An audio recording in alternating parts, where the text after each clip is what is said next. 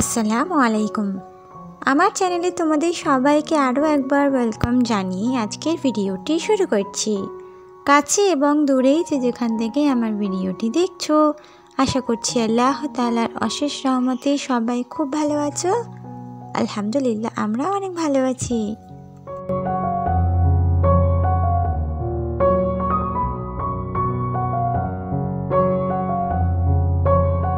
তো আবারও একটি নতুন দিনে নতুন ভিডিও নিয়ে তোমাদের মাঝে হাজির হয়ে গেলাম।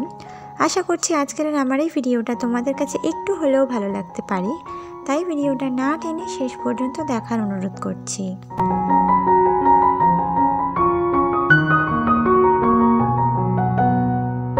তো এতটা পরিমাণে অবস্থা খারাপ, মানে আর্থিক দিক থেকে বলছি, যে ঘরের মধ্যে খাবার তেমন কিছুই নেই।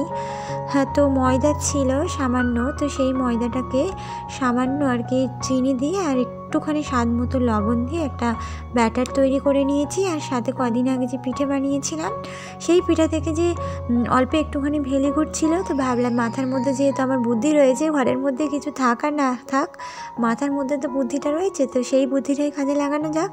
তো সেই ভেবেই আর কি এরকম একটা ব্যাটার তৈরি করে নিয়েছি, নিয়ে তার মধ্যে ভেলিগুড়টা দিয়ে আর একটা পাটিসাপটা পিঠার মতো বানিয়ে নিয়েছি। তাহলে কি হলো বলো তো, এটা ভেতর থেকে একটু মিষ্টি মিষ্টি লাগলো, এটা চাও লাগবে না, এমনিতেই কিন্তু এটা খেতে পারবে। তো এটা সকালের নাস্তাতেই বানিয়েছিলাম। তো হাজব্যান্ডও চা খেতে চাইছিলেন না, মানে চা খাবেন, তবে প্রত্যেকদিন রুটিটা আর কি ভালো লাগে না, তো সেই কারণে আজকে একটু অন্যরকমভাবেই ব্রেকফাস্টটা করার চেষ্টা করেছি। জানি না কেমন হয়েছে, তো তোমরা কিন্তু দেখে বলো যে কেমন হয়েছে, কিন্তু খেতে খুবই দারুণ হয়েছিল।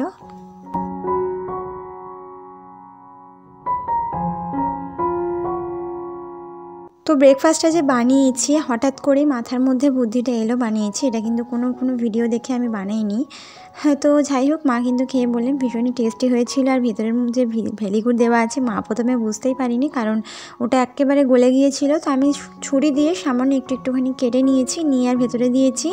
ফলে গরমের সংস্পর্শে এসে সেটা কিন্তু একেবারে গলে গেছে, ফলে কিন্তু খেতে ভীষণই টেস্টি লাগছিলো। গালের মধ্যে একটা মিষ্টি মিষ্টি ফ্লেভার আসছিল না, তো সে কারণে এটা নর্মালি খাওয়া যাবে, এটার জন্য কোনো চা তরকারি কিছুই লাগবে না। তো অবশ্যই তোমরা কিন্তু একবার এভাবে বাড়িতে ট্রাই করে দেখতেই পারো যে তোমাদের এই ছোট্ট বোনটা ঠিক কীরকম একটা রেসিপি ট্রাই করেছি। তো তোমরা ট্রাই করে দেখতে পারো, আশা করছি ভালো লাগবে।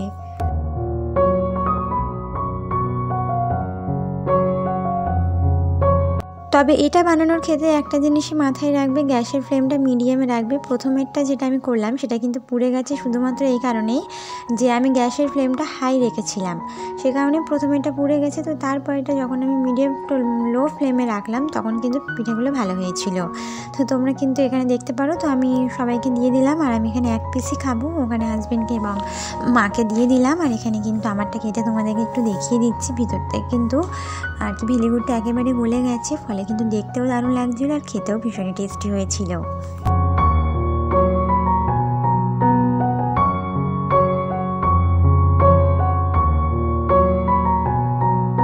তো সংসারের বাড়তি কাজকর্মের জন্য কিন্তু বাড়তি সময়ের অনেক বেশি প্রয়োজন, যেই সময়টা কিন্তু আমরা ঘরের গৃহিণীরা, স্পেশালি যাদের ছোটো বাচ্চা রয়েছে, কোনোভাবেই দেওয়া যায় না। তো সেই কারণে আমি একটা রুটিন সেট করেছি, জানি না তোমাদের কাছে ভালো লাগবে কি না। আমি যেহেতু ডেইলি ব্লগ দিচ্ছিলাম, তো এখন করে কিন্তু আর ডেইলি ব্লগটা দিতে পারবো না। এবার থেকে আমি সপ্তাহে 3 দিন ব্লগ দেবো, আর বাকি 4টে দিন কিন্তু আমি শর্টস ভিডিও দেবো। হ্যাঁ, এইভাবে কিন্তু একটা রুটিন আমি সেট করে নিয়েছি, কারণ প্রত্যেক দিন আর কি ভিডিও দেওয়াটা আমার কাছে খুব হেডেকপূর্ণ হয়ে যাচ্ছে। তবে পরবর্তীতে যদি মেয়ে বড় হওয়ার পর কোনো সময় মনে হয় যে আমি একটু পরিমাণে ফ্রি হতে পেরেছি, মেয়ে বড় হয়েছে, তবে কিন্তু আমি আবারও ডেইলি ব্লগ দেওয়া স্টার্ট করব। তবে এই মুহূর্তে আমি আর পারছি না, আমার দ্বারা হচ্ছে না, কারণ সারাদিনের এই প্রত্যেক দিনের একই হেডেক আমি নিতে পারছি না। হ্যাঁ, তো মাথার মধ্যে প্রচণ্ড ডিপ্রেশন কাজ করছে, তো সেই কারণে অনেক চিন্তা ভাবনা করে আর কি একটা রুটিন সেট করেছি যে সপ্তাহের 3টে দিন আমার ব্লগ ভিডিও আসবে, আর বাকি 4টে দিন কিন্তু আমি শর্ট ভিডিও দেব। তবে কোন দিন কোন ভিডিও আসবে সেটা কিন্তু আমি কমিউনিটির মাধ্যমে তোমাদের মাঝে পৌঁছে দেব, একটা ডায়েরির মধ্যে লিখে বা এমনিতে একটা আর কি ছবির মাধ্যমে তোমাদের কাছে পৌঁছে দেবো যে কবে ব্লগ ভিডিও আসবে আর কবে শর্ট ভিডিও আসবে।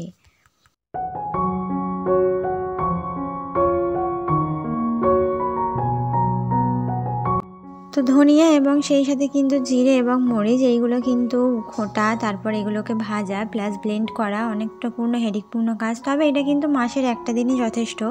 এটা তো আর প্রত্যেক দিনের কাজ নয়, এটা তুমি মাসে বা 2 মাস ছাড়াও তুমি চাইলে বেশি করে নিতে পারো। আমি মাসের জন্যই করি। তো আমার হেডেকটা অতটা কম হয় না, আমি জাস্ট খুঁটে খাটে রোদ্দুরের মধ্যে দিয়ে দিই, মায়ে ভাজাভুজিটা করে দেয়, ফলে আমার একটু হলেও হেডেকটা কম হয়। আর ভাজাভুজিটা করে দিলে আর আমি সন্ধেবেলা একটু সময় পেলে সেই সময়ের ফাঁকেই কিন্তু আমি এটাকে ব্লেন্ড করে নিই। তবে একা হাতে যখন সব কিছু করতে হবে তখন হয়তো অনেকটা হেডেকপূর্ণ হয়ে যাবে। তো কিছু করার নেই, যাই হোক যেভাবেই হোক দিনটা আর কি কেটে যাচ্ছে এভাবেই।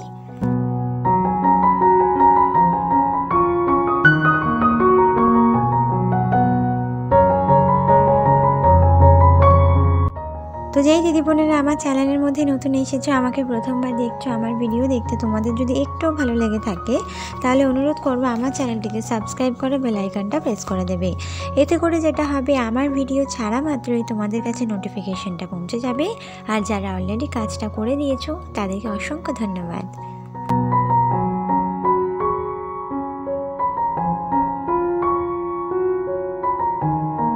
তো জিরে মরিচ এবং ধনিয়ার মধ্যে না প্রচুর পরিমাণে মাটির যে ঢেলা হয় সেগুলো কিন্তু থাকে, আর এগুলো কিন্তু কোনোভাবে খাওয়া তো ঠিক না। সাথে জিরে মরিচ গুঁড়ো করার পরে দেখা যায় কি যে একটা কিচকিচে ভাব আসে। তো সেটার জন্যে কিন্তু অবশ্যই এটা খুঁটে নেওয়া দরকার, কারণ এর মধ্যে শুধু যে মাটি থাকে এমনটা নয়, তার সঙ্গে কিন্তু আরও অনেক রকমের নোংরা থাকে। তুমি যখন বাছতে বসবে তখন কিন্তু তোমার হাতে বা চোখে পড়বে, তুমি তখনই বুঝতে পারবে।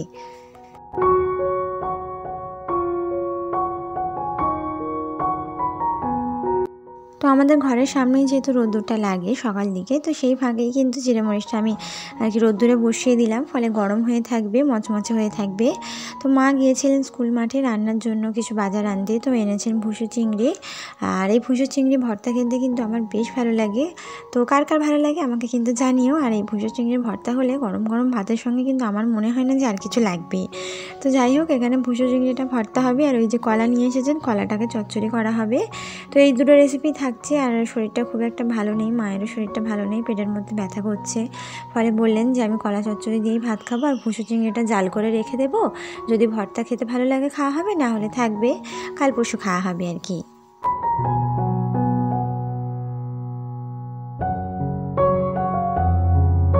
তো এই ভুসো চিংড়ির মধ্যে থাকে কিন্তু কাঁকড়া, সাথে অনেক নানান রকমের মাছ থাকে যেগুলোকে খুঁটে ফেলে দিতে হয়। হ্যাঁ, তো সেগুলো খুঁড়তে কিন্তু আমার বেশ সময় চলে গেছে। তো খুঁটে নিয়েছি আর এখন কিন্তু বেশ ধুয়ে নিচ্ছি। আর এই মাছ আমার মনে হয় যে যত ধোবো ততই ধুয়েই যাই। তো 7 থেকে 8 বার ধোয়ার পরও মনে কিন্তু শান্তি হচ্ছিল না, মনে হচ্ছিলো আরও ধুই। আর বেশ সাদা ধপধপে হয়ে গেছিলো।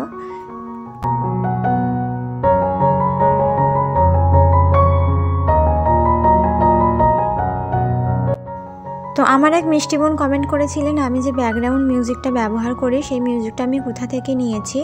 তো একটা কথাই বলতে চাই দিদি বোন, আমি কিন্তু সমস্ত জিনিস ইউটিউবের ভিডিও দেখেই করেছি। তো তুমি যদি ইউটিউবে গিয়ে সার্চ করো যে তুমি ব্যাকগ্রাউন্ড মিউজিক সেট করতে চাও, বা ব্যাকগ্রাউন্ড মিউজিক কপিরাইট হওয়া ছাড়া তুমি কিভাবে সেট করতে পারো, তাহলে কিন্তু এরকম অনেক ধরনের ভিডিও তোমার সামনে এসে যাবে, তুমি সেখান থেকে দেখে একদম শিখে নিতে পারবে। আমি তো তোমাকে শুধু জাস্ট বলে দেবো, বাট তুমি যদি ইউটিউবে গিয়ে সার্চ করো তাহলে কিন্তু তুমি নিজের চোখে ডিটেলসে সব কিছু দেখতে পেয়ে যাবে, তাহলে হয়তো অনেকটা বেশি তোমার কাছে সুবিধা হয়ে যাবে।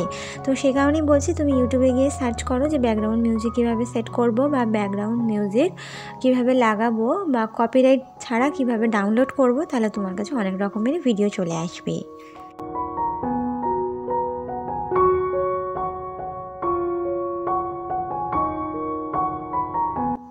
তো মা বাড়িতে থাকা মানে আমার কাছে রিল্যাক্সতম দিন। তো এখানে কিন্তু মা রান্নাবান্নার সাথে এখানে চাল ছোলা সমস্ত কিছুই ভাজাভুজি, আর সেই সাথে কিন্তু আদা রসুন বলছি সরি চাল ছোলা মরিচটাও ভেজে দেবে। তো রান্নাবান্না সমস্ত কিছু কমপ্লিট করবে। তো আমি এখানে ভাবলাম একটুখানি ভিডিও শ্যুট করে নিই যাতে তোমাদের মাঝে তুলে ধরতে পারি, এই আর কি।